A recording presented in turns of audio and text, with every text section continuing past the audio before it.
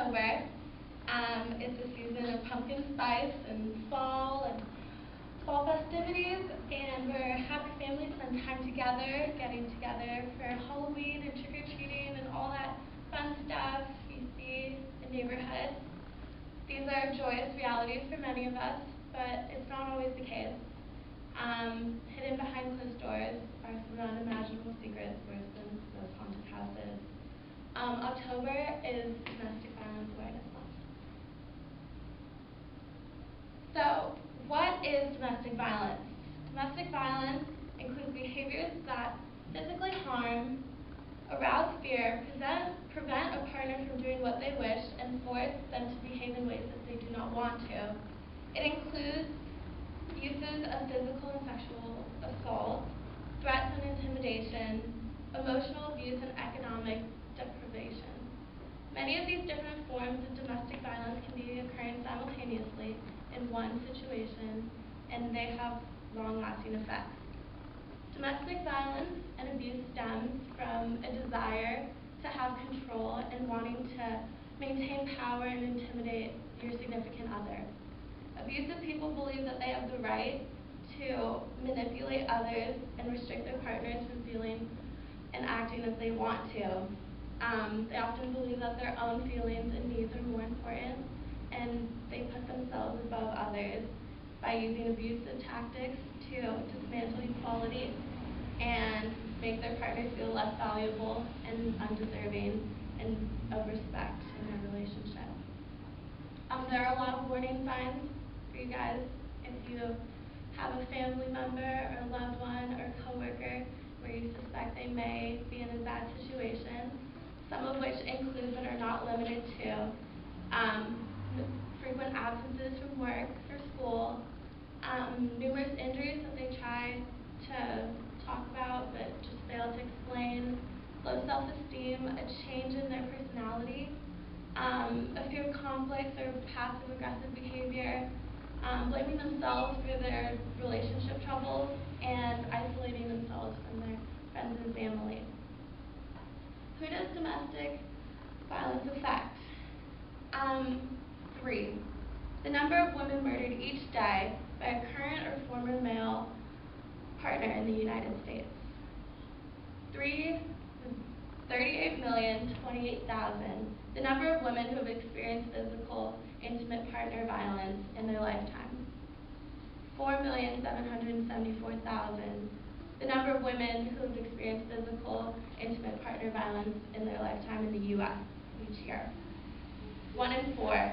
The number of women who will be victims of severe violence in an intimate partner in their lifetime. 1 in 7. The number of men who will be victims of severe violence in an intimate partnership in their lifetime. 45. The percent of women in physically abusive relationships who are raped or assaulted. 18,500,000. The number of mental health care visits due to injuries by an intimate partner every year. 2 in 5. The number of gay or bisexual men who experience intimate partner violence in their lifetime. 50. The percentage of lesbian women who will experience domestic violence in their lifetime. 81. The percentage of women who are stalked by their current or former male partner who physically abuse them. 70. The percentage of women worldwide who will experience domestic violence and physical assault during their lifetime. 10 million. The amount of children who are exposed to domestic violence in their childhood. 25. The percent of physical assaults perpetrated against women that are reported. Domestic violence does not discriminate. It spans across all genders, all races, all sexual orientations, and religions. It affects people in all socioeconomic classes and all levels of education. What are the impacts? Studies have found that adults who are long-term victims of domestic abuse are more likely to suffer from heart conditions, from chronic pain, and asthma due to stress. Some conditions include PTSD, depression and anxiety, which can really stay with the victim far past their relationship and haunt them for such a long time. Also, if a couple has children, these children are impacted by domestic abuse in their homes. Dr. Jobe described, domestic violence affects students' ability to learn. Children exposed to family violence are more likely to develop social, emotional, and behavioral problems that affect them in school. In addition to these problems, children learn from those who set examples from around them. They may be likely to copy this behavior and continue the cycle of violence. Domestic abuse impacts victims far past their generation, but their loved ones for many to come. So why is it still so prominent today? There are several reasons, one of which is the media, guided by profit, decides what to display. And so, based on greed, motivation, they veil its silence over many social injustices. Heidi DeBorn, a newspaper reporter, shares her frustration over not being permitted to report about domestic violence. A triple murder would get the public's attention. It might even make the front page, sell a few more newspapers, but unless there's a significant twist in the routine man bashes wife for not doing what she's told scenario, it won't make the paper.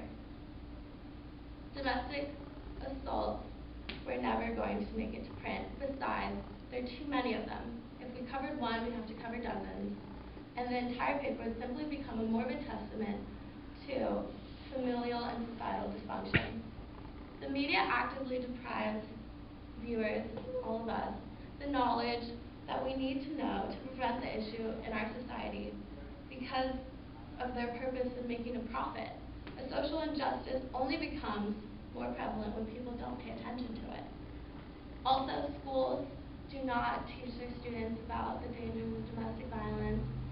We need to be breeding our next generation with knowledge and tools to combat this epidemic. And so, to save the futures of our children and the many to come, informational domestic abuse programs really should be implemented in high schools to help children who already see it at home, to prevent them from going on to continue a violent cycle, and to save many lives in the long run. Although the media and schools have such a great contribution towards domestic violence, it's really, the main issue is through societal stigmas. It's not typical for someone in a social setting to speak about uncomfortable topics. We don't want to talk about it. Today's society teaches us that when faced with uncomfortable situations that we're unfamiliar with, we divert. We make excuses to end it. It's common, but it really shouldn't be, because are we supposed to sacrifice the well-being of over 29% of our world's population for the sake of being polite? Despite our setbacks, there are actually a lot of help out there that many people don't know about. Listed here is the Domestic Violence Hotline, which provides support and information for people who need it. And then also the Women's Incorporated and the DVC partners are actually locally based in the Bay, and they provide a voice for survivors, and they provide support for people who are just trying to get back on their feet. Also, back where I'm from in San Francisco, this is the Cooperative Restraining Order Clinic, where I spent time volunteering. It's in the Mission, in the Women's Building. It's very lovely. And so it's really one of the best experiences of my life, was being able to be around these women that come in, they share their hardships, and they just talk about their futures, and they uplift themselves from the horrible situations that they were in, and they overcome it through the help of their volunteers that are lawyers and help them obtain legal representation to prevent other hardships in the future. And so, if you guys take anything away from my rather sad talk today, is that there's hope, because in previous years we had no idea what's happening behind closed doors. We didn't have these organizations that help people overcome them. We didn't know the statistics, and so we're improving, but not at the rate we need to. And so I encourage all of you to just talk about things that you may not be most comfortable talking about.